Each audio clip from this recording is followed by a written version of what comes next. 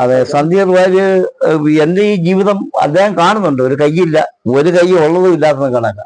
അതിപ്പോ ഒരു സന്ധ്യ വാര്യർ പോയെന്ന് വെച്ചൊന്നും സംഘടനയ്ക്ക് ഒന്നും സംഭവിക്കാനില്ല. എന്താ അന്നത്തെ മാരകമായ വെട്ട ഇതൊക്കെ.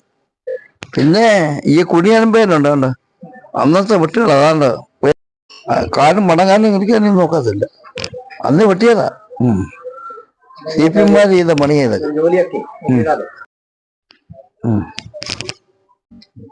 ഇത്രയും വർഷം സംഘപരിചയവും കാര്യങ്ങളൊക്കെ ഉള്ള വളരെ കഷ്ടപ്പാടിൽ നിന്നും കഷ്ടപ്പെട്ട് പ്രവർത്തിച്ചു വന്നു. ഇപ്പം ഈ സന്ധ്യ വാര്യർ കാണിച്ച ഈ ഒരു പ്രശ്നത്തിൽ എന്താണ് ചേട്ടന് താഴെത്തട്ടുള്ള പ്രവർത്തകരോട് എനിക്ക് പറയാനുള്ളത്? സന്ധ്യ വാര്യർ കാണിച്ചു ശരിയായ ഒരു പ്രവണതയല്ല. നമ്മളെല്ലാവരും ഒരു ആദർശത്തെ വിശ്വസിച്ച് പ്രവർത്തിക്കുന്നവരാണ്.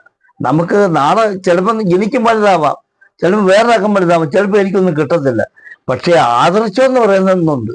ആ ആദർശത്തിൽ വിശ്വസിക്കുന്ന ഒരു കക്ഷിക്കും നമുക്ക് പോകാൻ കഴിയത്തില്ല. ആദർശമുണ്ട്. ഞാൻ മരിക്കുന്നെങ്കിൽ ഞാൻ കാവ്യപൂർത്തിയെ മരിച്ചു. അതുകൊണ്ട് ഞാനിതൊന്നും പ്രതീക്ഷിച്ച് വന്നതല്ല. അന്ന് ഞാൻ ഈ സംഘടന വരുമ്പോഴൊന്നും ഇല്ലല്ലോ. അന്ന് ഞങ്ങളിങ്ങനെ എന്നെ വെട്ടി അവർ തോട്ടിയിട്ടിട്ട് അവസാനം പറഞ്ഞിട്ട് വാക്കുണ്ട്, മരുന്ന് കടവ് ഉപ്പിയാൽ നെഞ്ചത്തെ വീഴുന്നു. അത് കഴിഞ്ഞിട്ട് 15 വർഷം കഴിഞ്ഞപ്പം ആരാധ്യനായ നമ്മുടെ അടൽജിയുടെ നേതൃത്വമുള്ള ഒരു ഭരണം വന്നു. അത് കുറച്ച് ദിവസമേ നമുക്ക് നിന്നോണെങ്കിലും പിന്നീട് ഒരു ഭരണം വന്നു. നമ്മുടെ അവിടെ ഭരിച്ച്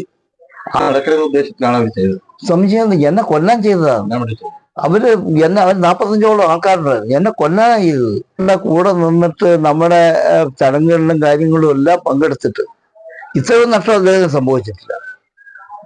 അത് നോക്കുമ്പോൾ അങ്ങനെയൊന്നും സംഭവിച്ചിട്ടില്ല. ഈ പാർട്ടിയുടെ ഗുണങ്ങളൊക്കെ പറ്റിയെന്നല്ലാതെ. അപ്പൊ രണ്ടു കൈക്കും കുഴപ്പമാണ്. 65% ഗവൺമെന്റ് പോലും വീടാംഗത്വം എനിക്ക് പ്രഖ്യാപിച്ചിട്ടുണ്ട്, തന്നിട്ടുണ്ട്. അല്ല, റെയിൽവേ പോലും പാസ് അനുവദിച്ചിട്ടുണ്ട്. അങ്ങനെയൊക്കെയുള്ള ഒന്നും നഷ്ടപ്പെടാത്ത സന്ധ്യ വാര്യർക്ക് ദൈവം അനുഗ്രഹിച്ചതെല്ലാം ഉണ്ട്. പക്ഷേ ഒരിക്കലും സന്ധ്യ വാര്യർ ചെയ്തത് ഒരിക്കലും ശരിയല്ല. അതിനോട് നമുക്ക് യോജിക്കാൻ കഴിയുന്നത്. അതുകൊണ്ട് ഈ താഴെ തട്ടുന്ന ആൾക്കാരോട് എനിക്ക് പറയാനുള്ളത്, നമ്മളെ ഇന്ന് നിൽക്കുന്ന ഒരു രീതി നമ്മളൊന്നും പ്രതീക്ഷിക്കുന്നില്ല. പക്ഷെ നാളെക്കാലത്ത് നമ്മുടെ കുഞ്ഞുങ്ങൾക്ക് വന്ന് ഉണ്ടാവത്തക്ക രസം നമ്മൾ പ്രവർത്തിക്കുക. ആ വിശ്വാസമാണ് നമുക്കുള്ളത്. അല്ല, നമുക്ക് ഇന്നോ നാളെ കിട്ടുമെന്നുള്ള വിശ്വാസമല്ല.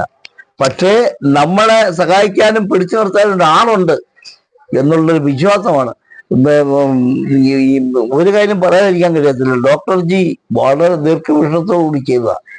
ആ ഡോക്ടർ ജി ഇല്ലായിരുന്നെങ്കിൽ എന്തായാലും പോയത് നമ്മള്.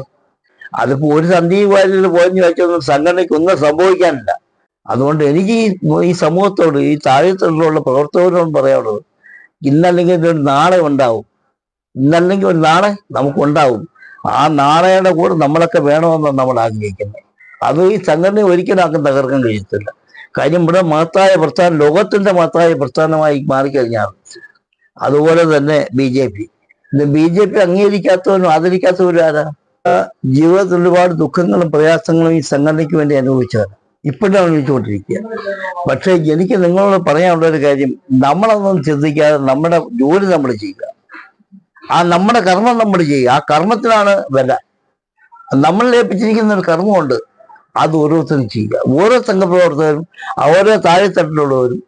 അല്ലാതെ ആരെങ്കിലും പോയെന്ന് പറഞ്ഞ് ആടെ പുറകെ നടന്ന് ആക്ഷേപിക്കാനും അതൊന്നും പറയാനും നമുക്ക് സമയമില്ല. നമ്മളൊന്നുമില്ലാത്തവരായിരുന്നു, അറിയാമായിരുന്നു. നമ്മളൊരു സീറോയിൽ നിന്നവരാ. നമ്മൾ ഇവിടെയൊക്കെ ആവാമെങ്കിൽ ഇതൊന്നും നമുക്കൊരു പ്രശ്നമല്ല. കള്ളുകളിലും മുള്ളിലും ഒക്കെ ചവിട്ടി തന്നെ ഈ പ്രസ്ഥാനങ്ങളുണ്ടായി, ഈ വലിയ പ്രസ്ഥാനം ഉണ്ടായത്. അതിനി ഇങ്ങനെ തന്നെ തുടരും. യാതൊരു കാരണവശാലും ഒരിക്കലും അവർക്കൊന്നും നിലനിൽപ്പില്ല. നമ്മുടെ കൂടെ നിന്ന് പോയവർക്കും നിലനിൽപ്പില്ല. ഞങ്ങളെ പല സംഘർഷങ്ങളും ഉണ്ടായിട്ടുണ്ട്. 10-30 കേസ് കൊല്ലം കോടതി 10 ക്ലാസ്സിലും 2nd ക്ലാസ്സുമായിട്ട് കിടക്കുക. അങ്ങനെ 30 കേസ് ഒറ്റ ദിവസം ഞാൻ കൊഴിയാൻ പറ്റത്തില്ല. കാര്യം എല്ലാ ദിവസവും കോടതി പോകണം. ഞങ്ങളുടെ പേരിൽ കേസുകൾ ആവശ്യം പോലെ. അതായത് ഞങ്ങൾക്ക് വഴി പോലും നടക്കാൻ വയ്യ. ആ വഴി നടന്നു കഴിഞ്ഞാൽ അവര് പ്രശ്നം ഉണ്ടാക്കുക, വെറുതെ പ്രശ്നം ഉണ്ടാക്കുക. അങ്ങനെ ആ പ്രശ്നം ഉണ്ടായി. അങ്ങനെ ആ പ്രശ്നത്തിന്റെ ഇത് വർദ്ധിക്കുകയും അവസാനം അവർ കണ്ടെത്തി ഇതിന്റെ എല്ലാം സൂത്രധാരൻ ഞാനാണെന്ന് കണ്ടെത്തി. അങ്ങനെ എന്നെ അവർ വിട്ടു. അങ്ങനെ 95 എന്നെ അവർ വെട്ടി, എന്നെ പരിക്കപ്പിച്ചെന്ന് മാത്രമല്ല, എൻ്റെ വലത് കൈ അവർ വെട്ടിയത്, എൻ്റെ ഇടത് കൈയും വെട്ടി. ഏതാ എൻ്റെ ഈ കാലിനും ഉണ്ട്. കാലിന് നല്ല മുറിവാണ്. അത് കണ്ടു കഴിഞ്ഞാൽ ഈ കാലിപ്പോൾ അനക്കാൻ വയ്യ, നടക്കാൻ പോലും വയ്യാത്തൊരവസ്ഥയായി. പക്ഷെ ആ ഒരു കാലഘട്ടത്തിൽ നിന്നുകൊണ്ടാണ് ഈ സംഘടനയ്ക്ക് ജീവൻ കൊടുത്ത് ഞങ്ങൾ വളർത്തിയത്. അന്ന് ഞങ്ങൾ ഈ കൊല്ലം ജില്ലയിൽ എൻ്റെ അറിവില് അന്ന് സി കെ ചന്ദ്രബോസ് ചേട്ടന്, നമ്മുടെ രമൺജി, തെക്കടം സുദർശൻ ചേട്ടന്, അങ്ങനെ വാവ, അങ്ങനെ കുറെ നേതാക്കന്മാർ നമ്മുടെ കൂടെ അന്നുണ്ട്. അല്ലാതെ വേറെ ആരും നമുക്ക് ഇല്ല. അന്ന് പരമേശ്വരജിയാണ് ഇവിടുത്തെ ജില്ലാ കാര്യവാഹ്. ആ ജില്ലാ കാര്യവാഹ് പിന്നെ ചവറയിൽ വിഷയമായിട്ട് ബന്ധപ്പെട്ട് പുള്ളിക്കാരനൊരു ഒരു മുറിവുണ്ടായി. ആ മുറിവ് പഴുത്ത് അങ്ങനെയാണ് അദ്ദേഹം ഗുരുവായൂരിലേക്ക് പോകുന്നത്. അതുവരെ ഇവിടെ തന്നെ ഉണ്ടായിരുന്നു. അത് അദ്ദേഹത്തിന്റെ അന്ന് ഭുവനേന്ദ്രൻ ചേട്ടൻ എന്ന് പറയുന്ന തിരുവനന്തപുരത്ത് ആശുപത്രിയുടെ മൊത്തം ചുമതലയേറ്റ്, ആർഎസ്കാരൻ്റെ ആ ആശുപത്രിയുടെ മൊത്തം ചുമതലയേറ്റ് അദ്ദേഹമാണ് നമുക്ക് ഈ ചികിത്സകളും കാര്യങ്ങളും ഒക്കെ സഹായങ്ങൾ, സേവാഭാരതി ഉൾപ്പെടെ ഉള്ള ആൾക്കാർ ചെയ്തതിന്റെ ഫലമായിട്ടാണ് 90 ദിവസം മെഡിക്കൽ കോളേജിൽ കിടക്കുകയും 90ാമത്തെ ദിവസമാണ് എന്നെ അവിടെ ഡിസ്ചാർജ് ചെയ്തത്. ഞാൻ വീട്ടിൽ വരുമ്പോൾ എന്നെ എടുത്തുകൊണ്ടായിരുന്നു.